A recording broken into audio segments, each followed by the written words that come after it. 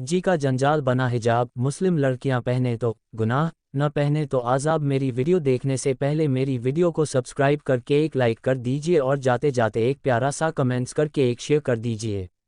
मौजूदा वक्त में हिजाब को लेकर देश दुनिया के अलग अलग हिस्सों में जिस तरह के मामले सामने आ रहे हैं वो हैरान करने वाले हैं।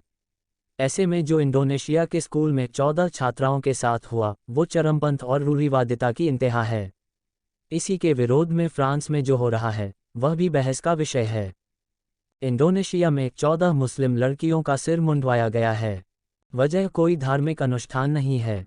लड़कियों का दोष बस इतना था कि उन्होंने सही ढंग से हिजाब नहीं पहना हुआ था। हिजाब प्रति स्कूल की लड़कियों का ये रवैया वहां पढ़ाने वाले एक टीचर को नागवार गुजरा। फिर सजा के तौर पर उसने जो फैसला लिया, उसने एक मुस्लिम बाहुल्य देश इंडोनेशिया को बेनकाब कर इस बात की पुष्टि कर दी है कि वहां भी चरमपंथ और रूढ़िवादिता का दलदल कम गहरा नहीं है। 14 स्कूली छात्राओं के साथ घटी इस घटना की जानकारी खुद स्कूल के हेडमास्टर ने दी और इसे दुर्भाग्यपूर्ण बताया है। हेडमास्टर के अनुसार स्कूल ने माफ़ी मांगी है और आरोपी टीचर को स्कूल से निलंबित कर दिया गया है। ध्यान रहे, हिजाब की तौहीन बताते हुए ये घटना इंडोनेशिया में उस वक्त हुई जब भारत समेत पूरी दुनिया में हिजाब को लेकर खूब घमासान मचा है। कहीं इसे बैन किया जा रहा है तो कहीं इसे जबरन थोपा जा रहा है।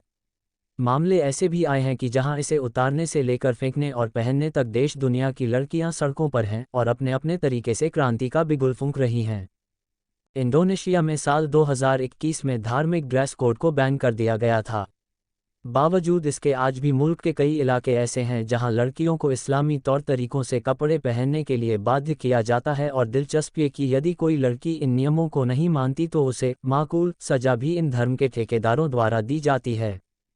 मौजूदा वक्त में हिजाब को लेकर देश दुनिया के अलग अलग हिस्सों में जिस तरह के मामले सामने आ रहे हैं, ये कहना हमारे लिए अतिशयोक्ति नहीं है कि हिजाब मुस्लिम धर्म से जुड़ी लड़कियों के जी का जंजाल बन गया है। वो अगर इसे धारण कर रही हैं तो भी मुसीबत है और जहां उनके द्वारा इसे नहीं पहना जा रहा है वहां एक अलग किस्म का गतिरोध चल रहा है। आइए नज़र डालते हैं उन घटनाओं पर जो हमें ये बताएंगी कि हाल फिलहाल के दिनों में हिजाब को लेकर दुनिया भर में लड़कियों महिलाओं के साथ क्या क्या हो रहा है। भारत, इंडोनेशिया में भले ही इस कारनामे के सा के बाद स्कूल के हेडमास्टर ने माफ़ी मांग लेने और मामला सुलटाने की नाकाम कोशिश कर ली हो, मगर भारत में भी हिजाब को लेकर बतंगड़ कम नहीं हुआ है। जनवरी 2022 में कर्नाटक के उडुपी में हुए हिजाब विवाद को अगर याद करें तो महसूस यही होता है कि जैसे घटना कल की हो। यहाँ छात्राओं को क्लास अटेंड करने से सिर्फ इसलिए रोका गया क्योंकि उन्होंने हिजाब धारण किया हुआ था। मामले में खूब राजनीति हुई और न केवल कर्नाटक बल्कि पूरे भारत में मुस्लिम छात्राएं हिजाब के समर्थन में सड़कों पर आ गईं। मामला कोर्ट गया जहां प्रदर्शनकारी छात्राओं को मुंह की खानी पड़ी। हिजाब विवाद पर शीर्ष अदालत को जो तर्क देने थे उसने दिए, मगर जैसा मुस्लिम महिलाओं का रवैया था वो अपनी जिद पर अड़ी थीं। तमाम मुस्लिम महिलाओं का मामले पर यही कहना था कि स्कूल कॉलेज में हिजाब धारण करने की आज़ादी उन्हें संविधान देता है और किसी भी तरह के फैसले से उनके मूलभूत संवैधानिक अधिकारों का हनन नहीं किया जा सकता। फ्रांस, जैसा कि हम ऊपर ही इस बात को बता चुके हैं कि देश दुनिया में हिजाब विवाद थमने का नाम नहीं ले रहा है। इसी के मद्देनज़र सुदूर फ्रांस में भी एक अहम फैसला लिया गया है। फ्रांस ने अपने स्कूलों में अबाया पहनने पर रोक लगा दी है। बताया जा रहा है कि फ्रांस ने ये फैसला अपने धर्मनिरपेक्ष कानून के लागू होने के तहत किया है। ध्यान रहे, हुकूमत के इस फैसले के बाद फ्रांस के स्थानीय निवासियों में खासा रोष है। माना यही जा रहा है कि इस फैसले से फ्रांस की सरकार वहां रह रहे मुसलमानों की धार्मिक स्वतंत्रता का हनन कर रही है। वहीं सरकार का मानना है कि वो समान नागरिक अधिकारों की पक्षधर है।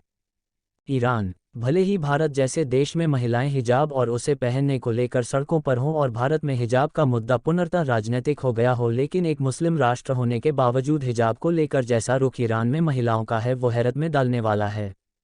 अभी बीते दिनों ही ईरान उस वक्त सुर्खियों में आया था जब हिजाब न धारण करने के कारण तेहरान में महासा अमनी को इतना मारा गया कि उसकी मौत हो गई। ईरान जैसे मुस्लिम देश में प्रदर्शनकारी महिलाओं का यही कहना था कि कोई भी, चाहे हुकूमत हो या कोई और, कोई भी उन्हें इसे धारण करने के लिए बाध्य नहीं कर सकता। ध्यान रहे, भले ही ईरान में एंटी हिजाब प्रोटेस्ट हमें आज दिखा हो, लेकिन इसकी जड़ें उस वक्त से जुड़ी हैं जब शाह ईरान को परास्त कर इमाम खुमैनी ने ईरान में इस्लामिक क्रांति की शुरुआत की थी।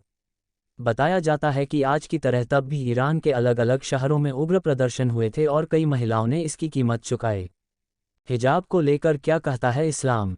चाहे समर्थन हो या विरोध, पूरे हिजाब विवाद में जो सबसे दिलचस्प पक्ष है वो ये कि भले ही इस्लाम महिलाओं से पर्दे का जिक्र करता हो, मगर इसे न करने पर महिलाओं को सजा मिले, ऐसा प्रावधान कहीं नहीं।